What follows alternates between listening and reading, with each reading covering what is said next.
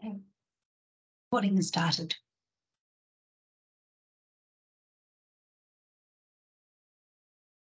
Hello and welcome back to the 4 books of Confucian learning. We're going to continue looking at the Mencius. In particular, we're going to delve into some general principles, in particular one main general principle about learning from others, learning from their strengths.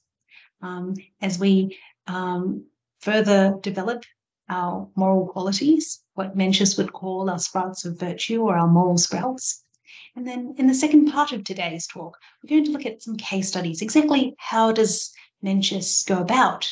How do we go about learning from others from the point of view of Mencius and the people that he came across and had to work with in his time?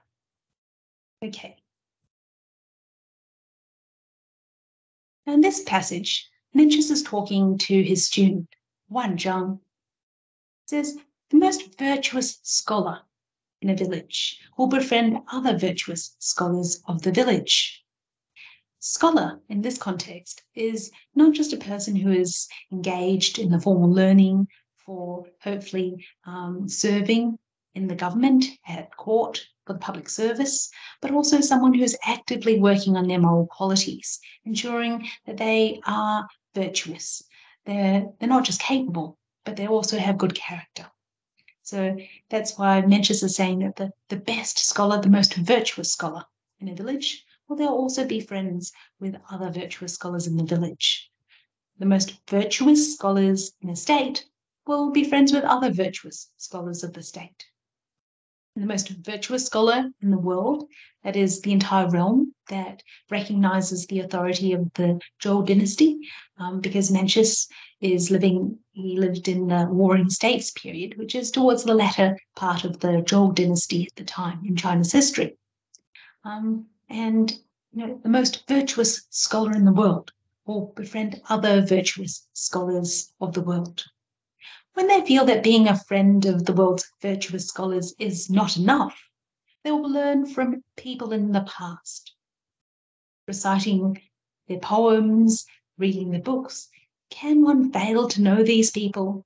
This is to make sense of them in their time. And such friends, Mencius would recommend, are the best. And there's a couple of 2 key things to take away from this passage. But before we go into that, it's important to understand that friendship, in fact, the term for friend, is the most repeated word in this particular passage. And it's sort of reflected in the English translation as well. And friendship in the context of the Confucian tradition means someone who will support, 2 or more people supporting each other to develop their moral character. Now, if we look at the Chinese character for the word friendship or friend, it's how it's on the left is how we write the character today. But it's actually derived from an earlier form, what we call the seal script. It's a type of font or script, if you like, for seals that we find, paintings, calligraphy in Chinese art. And that's why they call it the seal script. And if you can see what I've circled in red on the right, it actually is supposed to depict 2 hands. Notice that they're facing in the same direction. And on one level, it certainly represents shared aspirations in terms of, realizing our innate goodness, to become the best people, to contribute our best for our family, for our community. And you have 2 or more people. Obviously, the 2 hands represents 2 or more, 2 being sort of plural. But it sort of reminds me of the allies who are pulling on the same side in a tug of war, perhaps. So basically 2 people working together, helping each other to develop their moral sprouts, realize that innate goodness. And it's as if they're helping each other like the left and right hands. It's as if one can't do without the other. They're very coordinated. Now, If we go back to the quote, Mencius is saying that even the best scholars in a village or in the state, in the entire realm, they'll still be learning from other virtuous scholars. And inherent in that message, I'm sure you'll agree it's quite instinctive, that there's always room for improvement. There's also things that we can learn from in the people around us, even if we were the best, the most virtuous. And hence, that's why they're friends with and learning from other virtuous scholars. So we see this idea coming through from Confucius's teachings. From this passage in the Analects, attributed to Confucius, he said, when walking along with two other people, Confucius is saying, I will always find a teacher among them. I see, to emulate the positive examples. That's how you learn from the good examples. And the negative examples, well, they help me reflect on what I must improve. You reflect on yourself, decide, well, have I made, do I do the same? Do I have the similar habits? If yes, then we know that we must correct ourselves. But if we don't have those, negative habits or negative faults, well, we can still make doubly sure to prevent that happening in the future. So we can learn something from the people around us. And there's always room for improvement. And people generally like to pursue the very best in comfort and convenience. So you see that in the latest developments in technology, whether that's cars or computers. So why should we settle for second best in terms of the role models that we can learn from to improve our own moral qualities?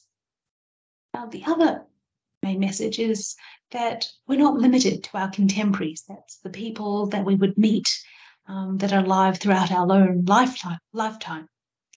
According to Mencius, the very best friends, the very best role models, you could say, they're the people from the past.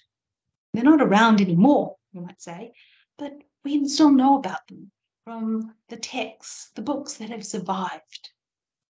And it's really interesting because, books in those days, this is well before the printing press being invented.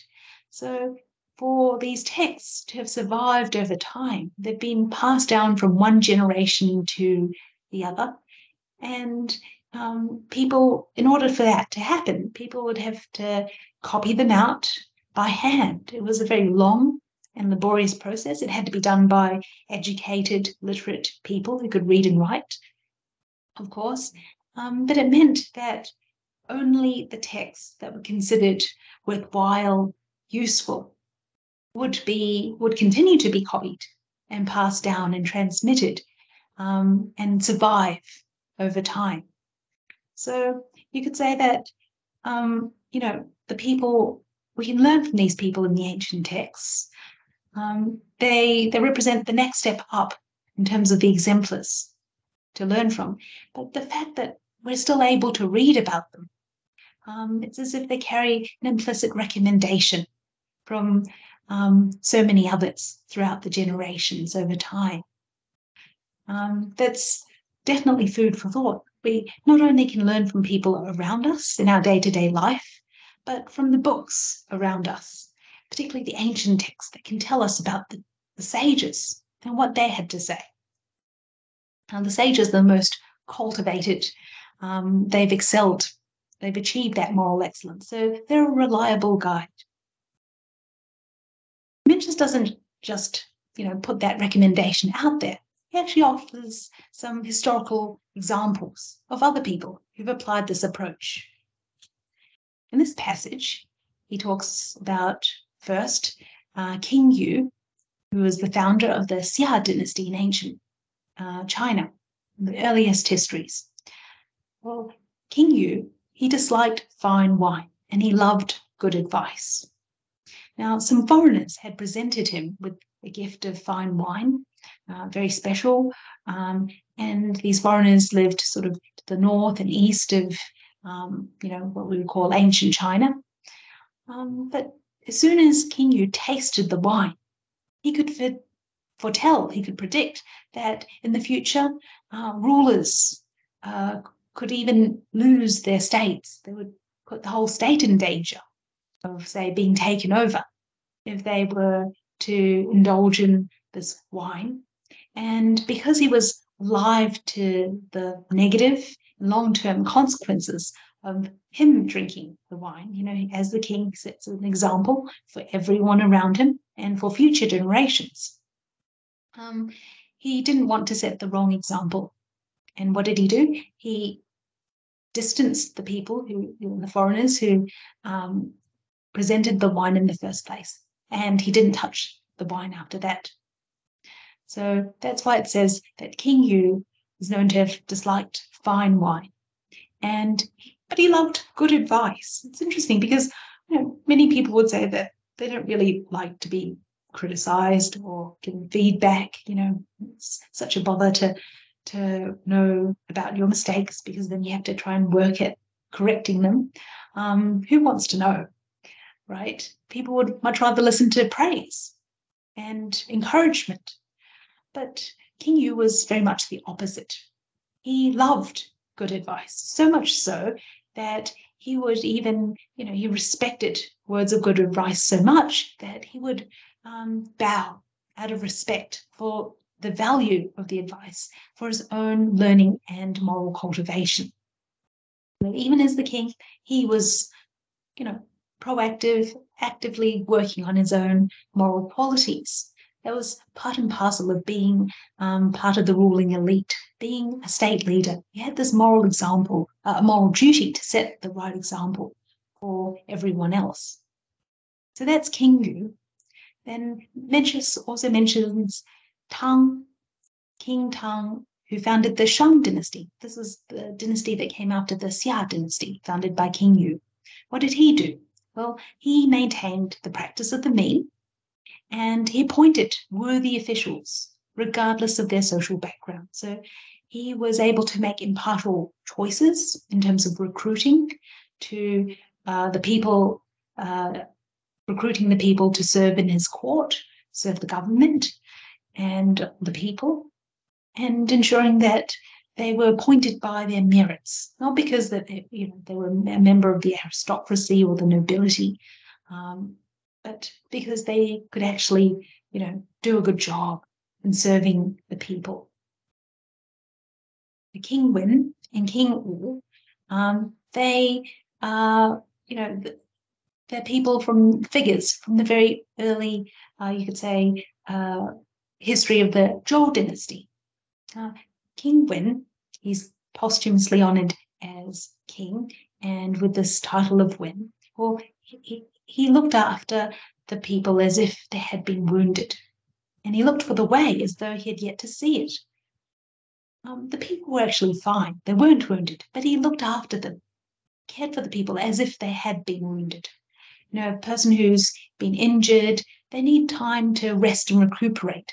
And we can see that King Wen tried not to disturb the people unnecessarily, didn't want to bother them and take them away from working their land. They needed time to plant, in the springtime, grow their crops properly, and harvest by the autumn to be able to feed their families, grow enough to get through, to get by.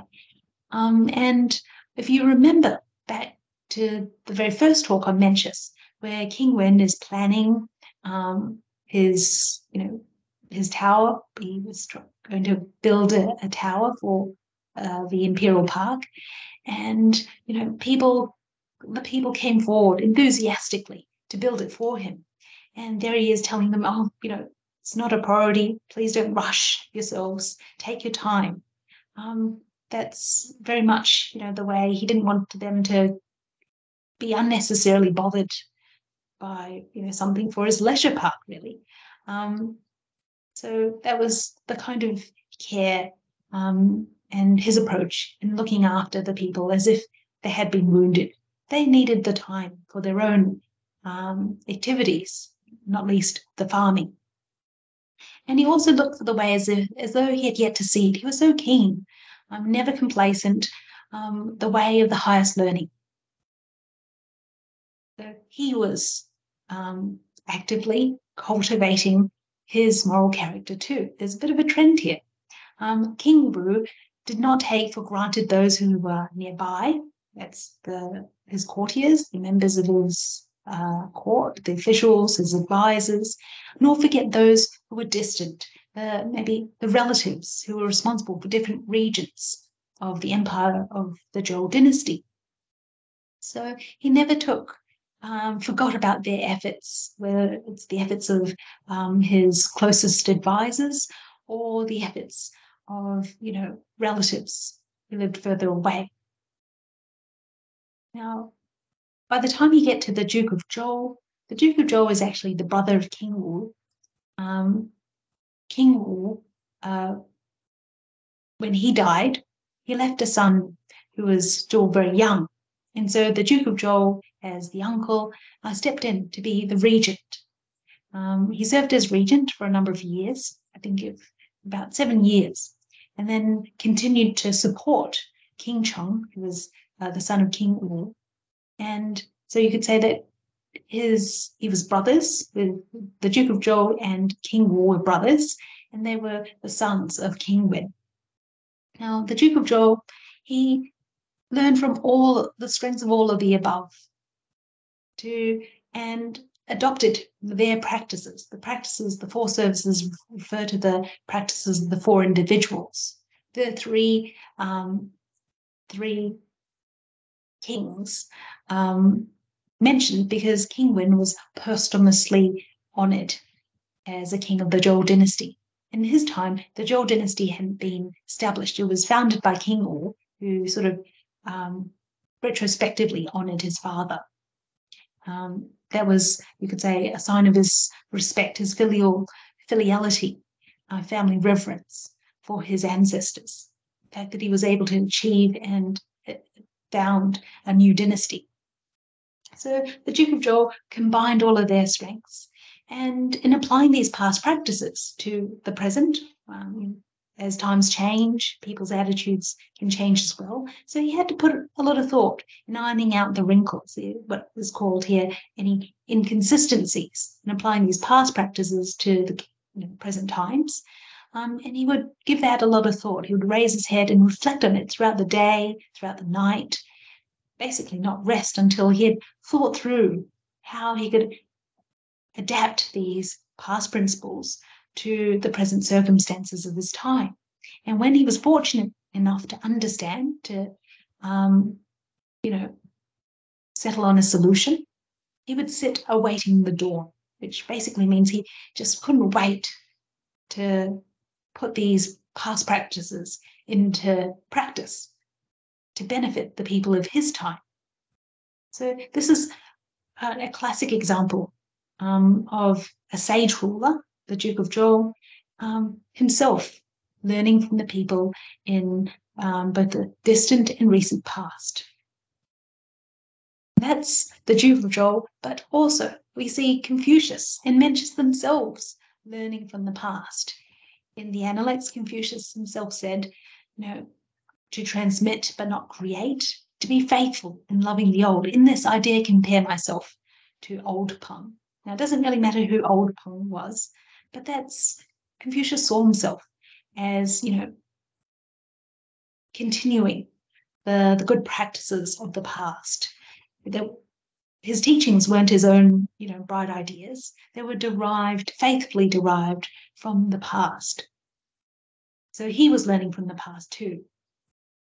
Mencius, although he lived about 100 years after Confucius, so he didn't have the opportunity to be, to learn directly as a student of Confucius. He was still able to learn about Confucius's teachings and cultivate himself accordingly through the students of Confucius and their students. So we see Mencius leading by example. He practices what he preaches in learning from the past. But in the next passage, Mencius highlights that, there are certain things that there are limits to learning from others.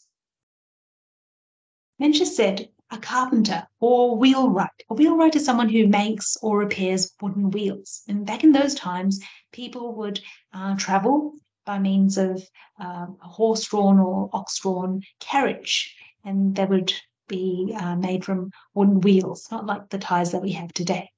So we have a carpenter or a wheelwright. They can give a person a compass and a square, but they cannot make them skillful. Probably wondering, why is it that an expert teacher can't make us skillful? They're the experts, aren't they? Well, if you think about it, a teacher can explain the method, like how to go about doing something. They can help us make use of the relevant tools, as we say, the tools of the trade, like the compass and the square. Yeah. They might even, be able to explain to us in detail the standards that we have to meet. But whether we do any or all of the above ultimately depends on ourselves. Whether we do them consistently enough to become skillful, to master the craft, depends on us. It takes perseverance, it takes concentration, it takes hard work. And the reality is that nothing else can substitute for our own putting in the hard yards ourselves, our own personal effort. It's a bit like, learning to drive a car. The learner driver, it's really up to them to familiarize themselves with the road rules. They're the ones behind the wheel. The driving instructor might be beside them to help guide them and correct them from time to time.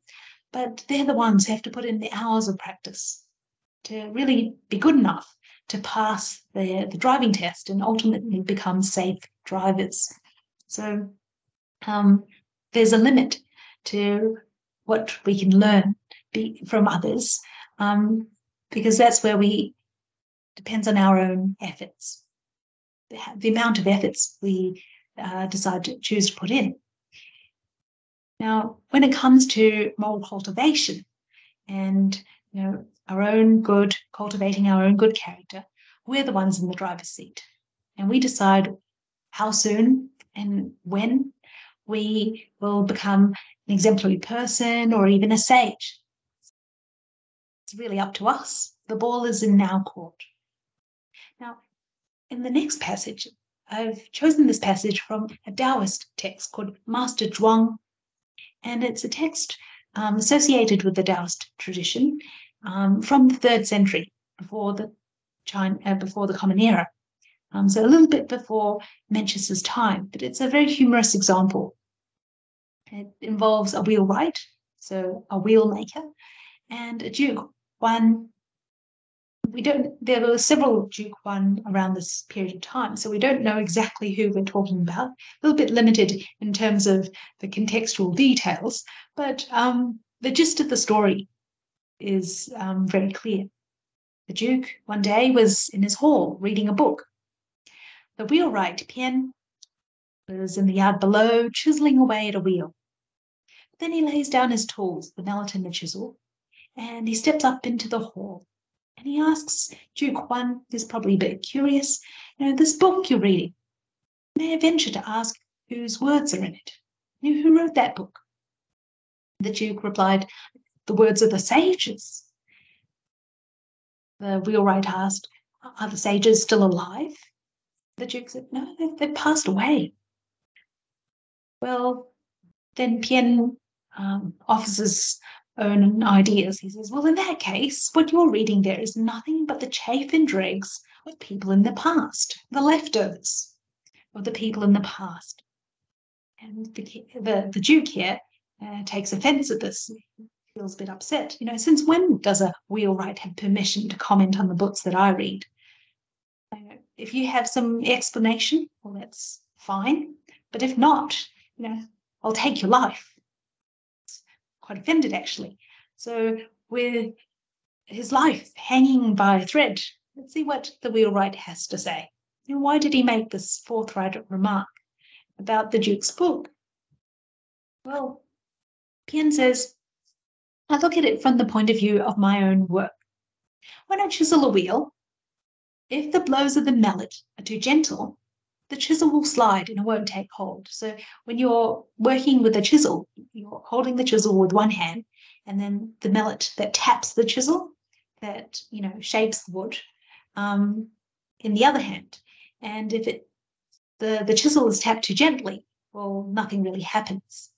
It will just slide off and it doesn't actually make an impact on the wood.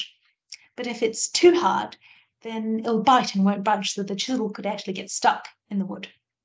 Not too gentle, not too hard. You can get it in your hand and feel it in your mind. You can't put it into words, and yet there's a knack to it somehow. I can't teach it to my own son, and he can't learn it from me. So I've gone along for 70 years, and at my age, I'm still chiseling wheels. When the people of the past died, they took with them the things that couldn't be handed down. So what you're reading there must be nothing but the chaff and dregs, the leftovers of the people of the past. Now, the wheelwright here makes a very important point, because there is a limit to what you can put into words, what you can learn from a book. It's a bit like in learning to swim just by reading a book. At some point, you need to get into the water and try out the moves yourself to successfully learn how to swim, or driving a car. So he has a valid point, but that's not to say that books are completely worthless. So I've highlighted in green, there are certain things that can't be put into words. You have to develop a knack for it. And boils down to our own personal efforts. At some point, we have to, get behind the wheel of a car, or, jump in the pool, try to learn how to, starting from the shallow end, of course, to learn how to swim. And it's the same very much for, his craft, trying to make or repair wheels. Now, let's apply it to a line in the Diezhok way. Let's say, take this line. We should make sure that our parents are warm in the winter and cool in the summer. It sounds pretty straightforward, isn't it? I'm sure it requires no explanation. But actually, if you just read the book, might seem straightforward, but as soon as you try to put that into practice, there are a lot of factors to consider, as I'm sure that you're well aware. Let's say it's wintertime. Does that mean you just go out and, obviously you have to plan, during the different seasons, making sure that your parents are comfortable, budgeting because funds are involved. Does that mean you go out during the winter to buy the most expensive heater or jumper? If you've ever tried to buy clothes for anyone, you'll know that you have to be sure whether they'll be happy to wear the particular style or the color. And you don't want to spend too much money because your parents might object to wearing something overly expensive. They don't want to be worrying all the time if then the jacket needs to be dry cleaned. Maybe they're already happy in a jacket, the coat that they've worn for 20 years. Or maybe all they need is a panel heater or an oil heater. It takes some consultation, maybe some negotiation. Different parents have will be accustomed to different things. They're used to doing certain things a certain way, as old people are. It's difficult to get them to change. And why should they change? So there are lots of factors to consider. It's not necessarily a straightforward process. You can go overboard, spend too much, buy something that they would never wear, they would never use, or you could do too little and just show up, maybe at Christmas time with a gift voucher. And who knows whether they actually, spend it on something to keep warm in the winter and keep cool in the summer. So we can't do too little or too less. We have to strike the right balance, and it takes some discussion. consultation. What exactly would our parents need? What would make them happy? What would they feel comfortable using at the end of the day? So that's one example of how you can't, just read a line, and there's a limit to what we can transmit, what we can put into words. It takes some effort, it takes some thought at the end of the day. Okay, now we come to the more exciting part. I'm sure these broad principles are pretty understandable, accessible, but let's see how they're practiced. How does Mencius, deal with the people that he comes across? We're supposed to be learning from the positive and negative exemplars in our day-to-day life, even in the books around us. Let's take a look at this passage. Mencius is appointed as a senior official in the state of T, and he's sent on a mission, an official mission for the state of T, to go to a neighboring state called Tang to convey condolences because the ruler of the state of Tang has recently passed away. So he's on this matter of official business. And the king of T also appoints another official, a regional high official by the name of Wang Huan, as the deputy ambassador to facilitate this mission. Now, Wang Huan meets with Mencius morning and night. They spend a lot of time together, travel together all the way to the state of Tang for this mission and all the way back to T. But throughout all this time together, strangely, they had not spoken about the mission at all. Gong Sun-chou is a follower of Mencius and sort of is curious. He doesn't understand. Mencius is supposed to be the more senior official, certainly more senior than Wang Huan, who's obviously the deputy ambassador. So Mencius is heading this particular mission, and the journey there and back took a lot of time. But why is it that they didn't ever mention in all their discussions together, talk about the mission at all? That's a bit strange.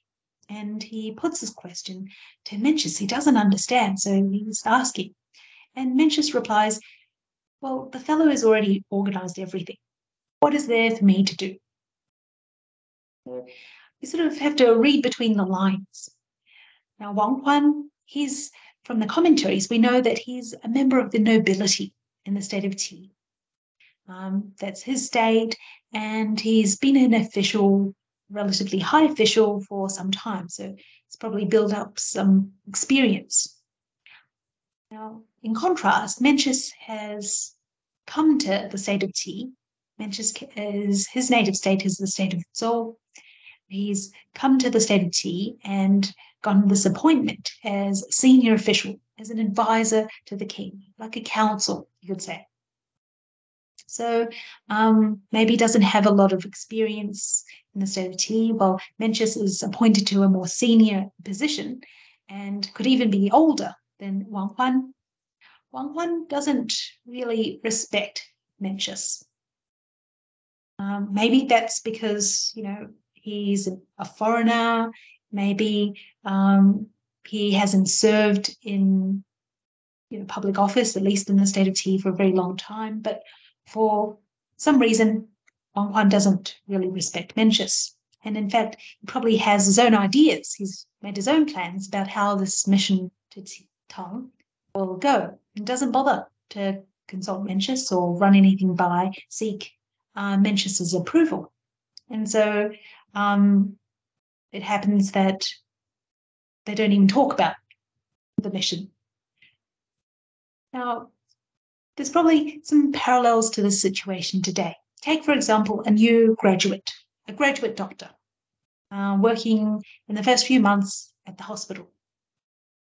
Now, during this time, the nurses will probably know more than the doctor about the hospital procedures and the processes And this is from their own observations and practical experience, over years of experience compared to the young doctor. So it's very similar in the case of a graduate lawyer. They're called trainee solicitors in the UK. As a new joiner in a law firm, it's pretty safe to assume that almost everyone, including the administrative assistants, will know more than the young lawyer. The administrative assistants, the secretaries, are an invaluable source of advice. They are so knowledgeable. They've built up, years, even decades of experience, and they often know what happens next on a particular matter or a case. They are obviously not qualified to provide legal advice, but they've been typing up the legal advices for years. They have a broad general idea of, what should happen next in the process. What do we do now in this particular matter for this particular case? So just because a person occupies a senior position, they might even be older, they might even be more experienced, but they can't automatically assume that other people will want to respect or follow what they have to say. How does Mencius work around Wang Huan?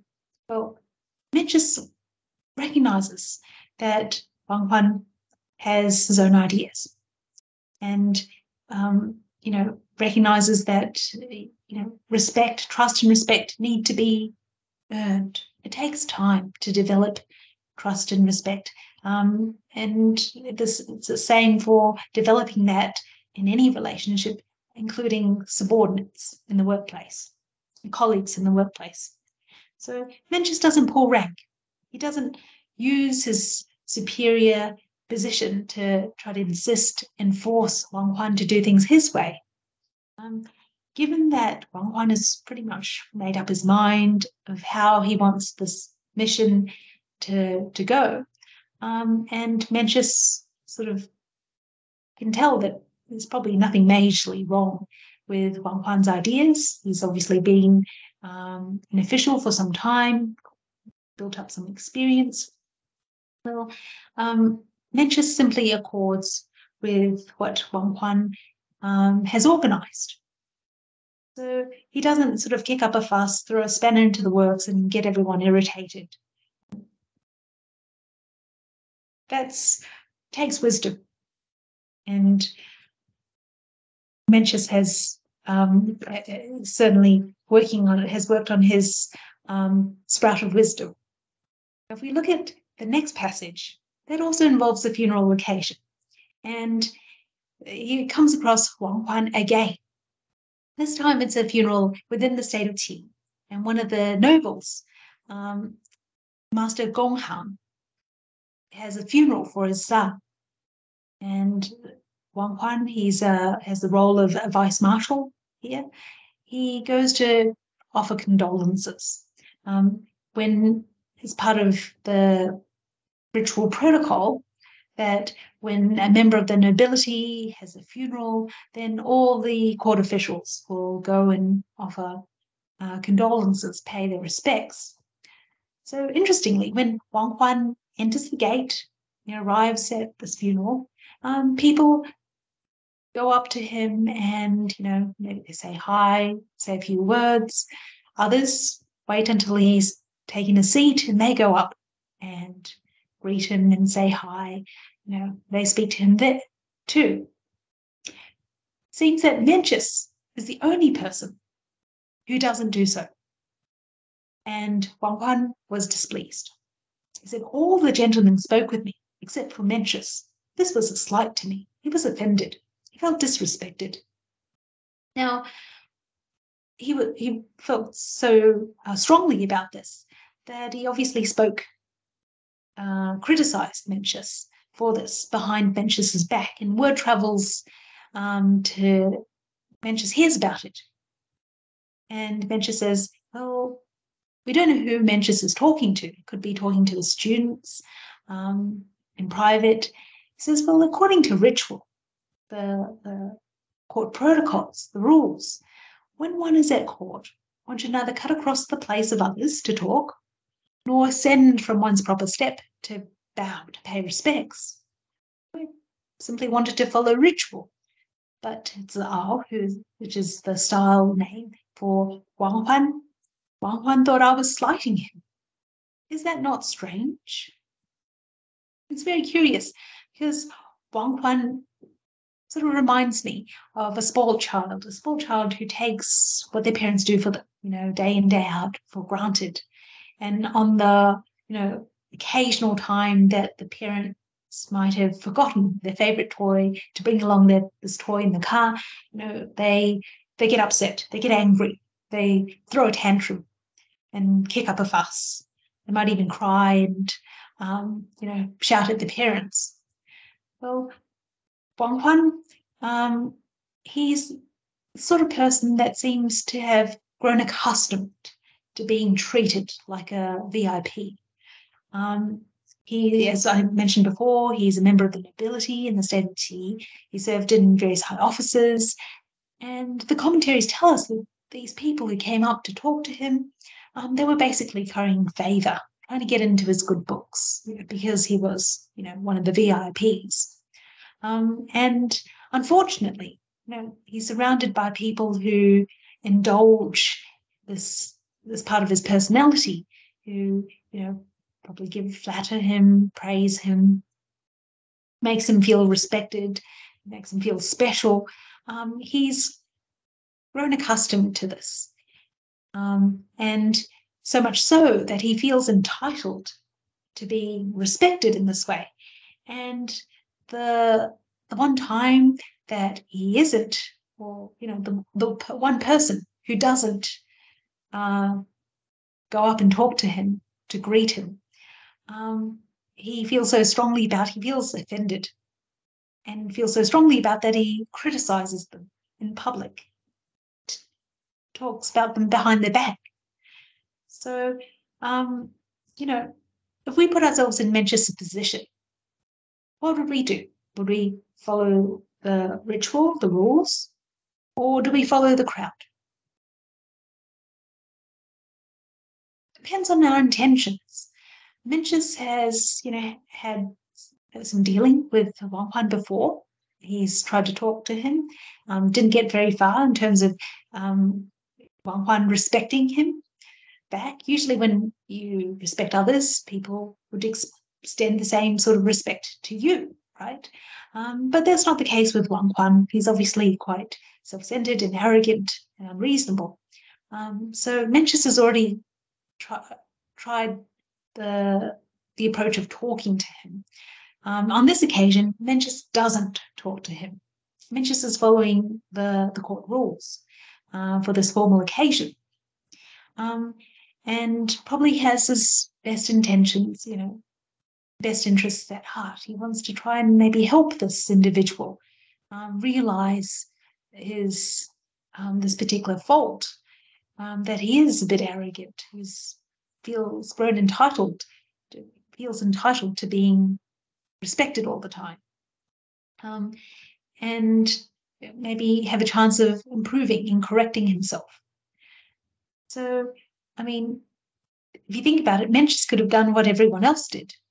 It probably didn't take a long time to go up to say hi, and no one else was following the rules, the ritual protocols to the letter.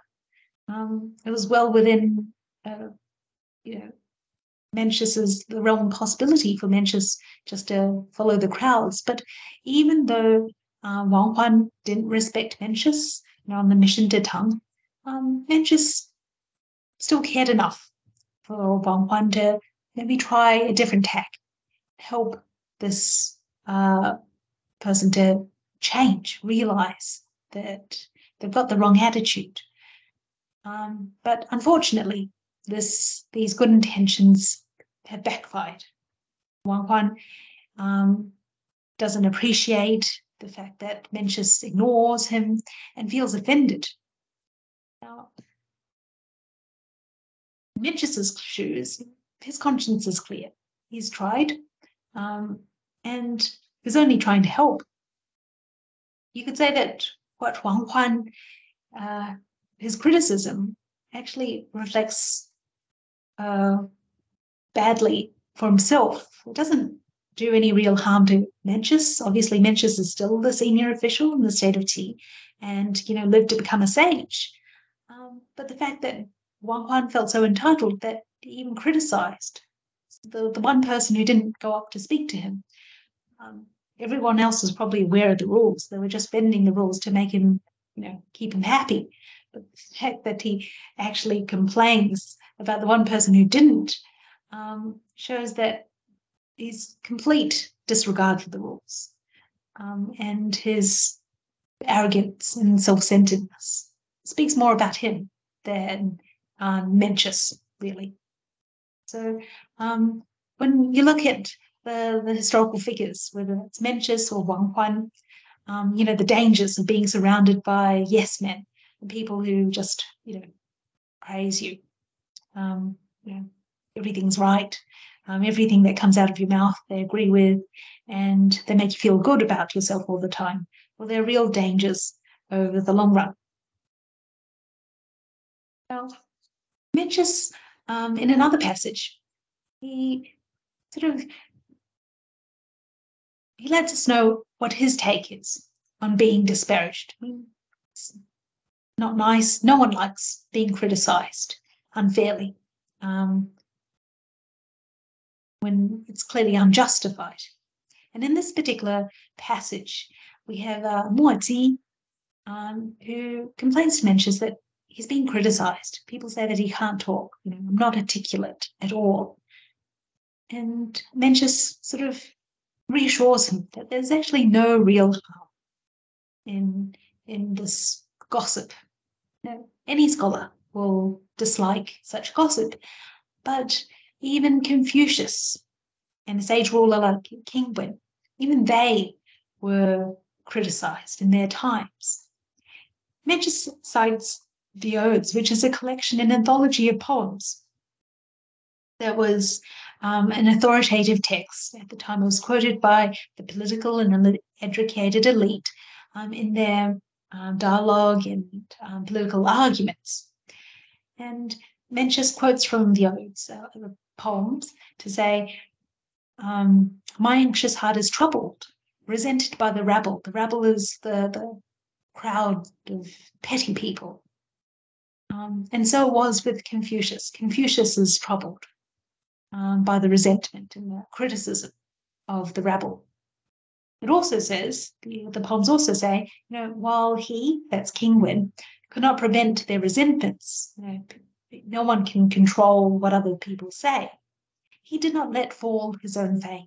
So he worked on himself, his moral qualities, to be deserving of the good name that he's left in history.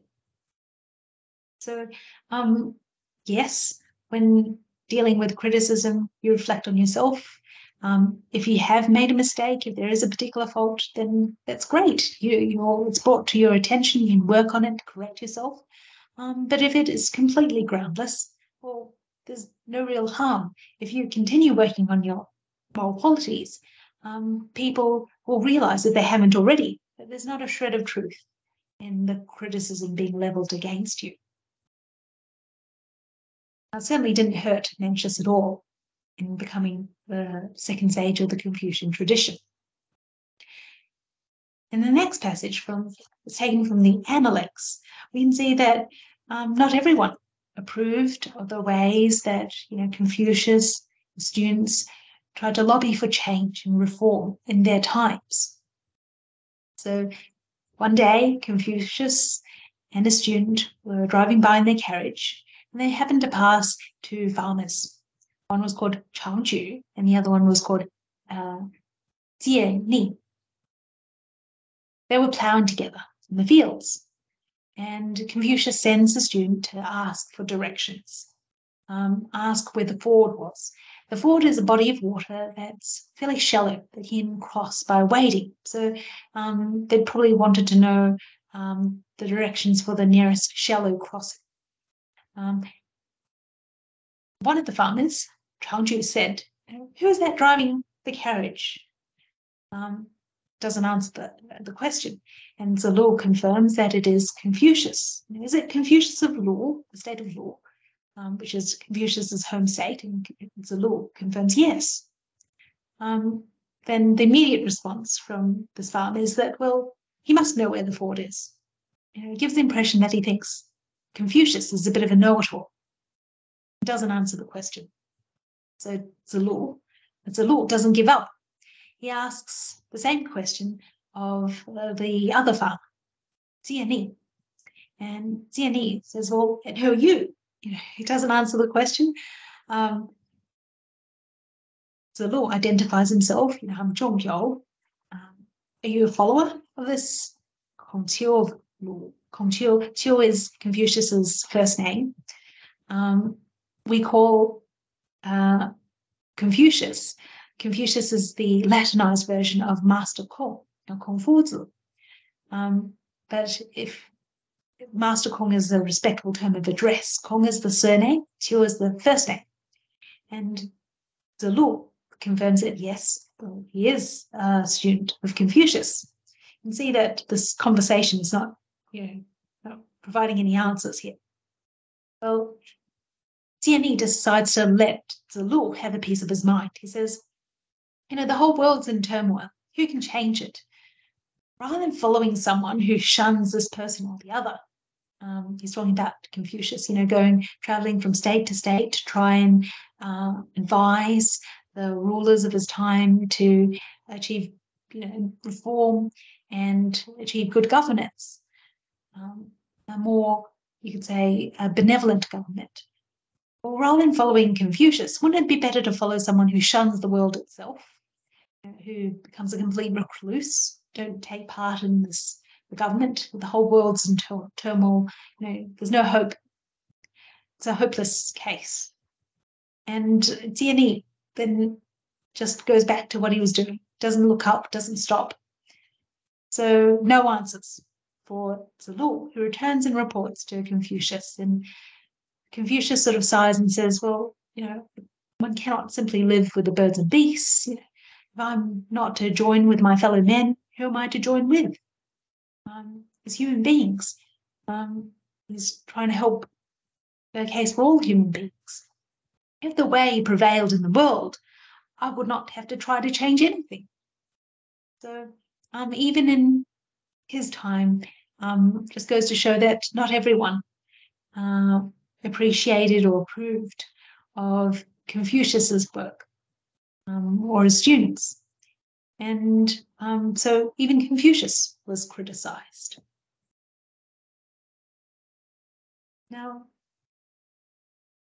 in the next passage, Mencius has resigned from his official position in the state of Qi, and he returns to his native state in the state of Zhou, where he spends the rest of his years as a teacher, teaching students and, passing on the Confucius's teachings, making sure that they're passed down to the next generation. Well, Gongduzi is one of Confucius's students, and he's particularly perplexed. Says that, when Prince Geng of Tang attended your school, came to visit, it seemed to be an occasion for propriety, but you never answered his questions. Why was that? He doesn't understand why, as a teacher, you would expect that teachers would use every opportunity to try and help their students, to share their knowledge and experience and, try to guide and correct their students. So why was it that Mencius, who was a teacher, didn't answer this particular student's questions? Gongduzi doesn't know and he wants to know. Who was Prince Geng? Well, he was the younger brother of the ruler of the state of Tang, the same state that Mencius is posted on that mission of condolence to. And earlier in the text, Mencius, because this is sort of chapter 7, this passage, we know that Mencius had provided advice to the ruler in the state of Tang, Lord Wen of Tang, and Prince Geng is his younger brother. So his younger brother has travelled to the state of Zhou to seek advice from Mencius. He attends Mencius' school, sort of a visiting scholar, a visiting student, or claims to be a student of Mencius. Strangely, Mencius doesn't answer his questions and receives him with all the propriety as befit such a VIP, a prince from foreign state, and has obviously probably come with substantial gifts and an entourage. So he's been well received with all the formalities, you could say. But Mencius doesn't answer his questions. And Mencius explains to his student that I won't instruct someone who comes to ask questions of me and presumes upon their noble status or their sense of worthiness, could be a talent or ability, or their age, or their past accomplishments, or a former acquaintance.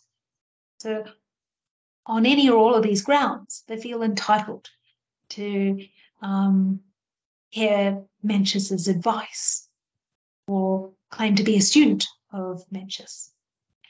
And Mencius points out that in this particular prince's case, two of these were applicable. And the commentaries tell us that it was, he felt entitled because of his noble status and his worthiness. Maybe he felt that, he had this particular position and or a particular talent or ability.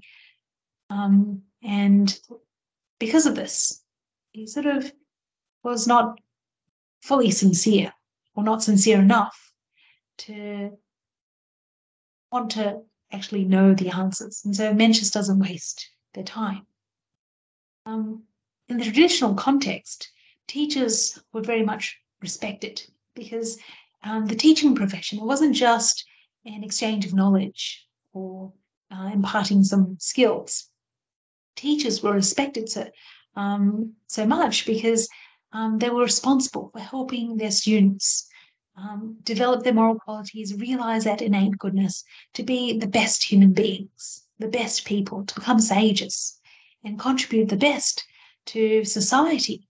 So it was because of this, their role in society, that was considered so critical, that teachers were very much valued and respected and cherished. And even the emperor would respect his teachers, their teachers. In fact, everybody else would need to sort of face the north in bowing, paying respects to the king. But that an exception was made for the emperor's teachers. They wouldn't have to do that. And that was part of, out of respect for their role and their position as educators in the way. So if we look at this particular paragraph from the Records of Ritual, which is one of the classics, and it's a core text that's associated with the Confucian tradition. And in this particular classic, there's a chapter, a very well-known chapter called On Teaching and Learning. And it's basically the earliest writing, Chinese writing, on pedagogy, on education. So it's very significant and quite well known. And it contains this particular passage about teachers answering questions. Teachers who are good at answering questions, they approach their task as if ringing a bell. When the bell is struck gently, it responds with a soft sound. When the bell is struck decisively, it responds with a loud ring. The bell sounds in the same measure as the bell is struck, so it sort of corresponds. The answer that's provided by the teacher should correspond to the sincerity of the student in wanting to know the answers. And those who are poor at answering questions do just the opposite. So the teacher has to give an answer that corresponds to the sincerity of the student in wanting to know. Obviously, if the student has come to ask with preconceived ideas about what they want to do anyway, then you could say, teachers all the student really wants is a tick of approval to confirm that, what they propose to do will be okay. So they're not really interested in hearing anything different, and the teacher wouldn't have to say too much. In fact, the student isn't in a position to take it in and might even resent the teacher for wasting their time. Now, in contrast, a student who is sincere, who really wants to know their answer, for those students, the teacher will pull out all the stops to try and answer their questions in full, to help them understand. Now, in the next slide, sort of listed out some handy tips if we're ever seeking answers. And we're not talking about, answers to solving a maths equation. These are answers that are critical to the questions, life's questions. Key answers to questions that will help us in developing our moral qualities for our own ethical character, and through our character determines our habits and personality and our destiny, right? So it can make all the difference. First thing is finding a convenient time, making an appointment in advance. You don't want to just drop in unannounced, uninvited, and expect answers to important questions.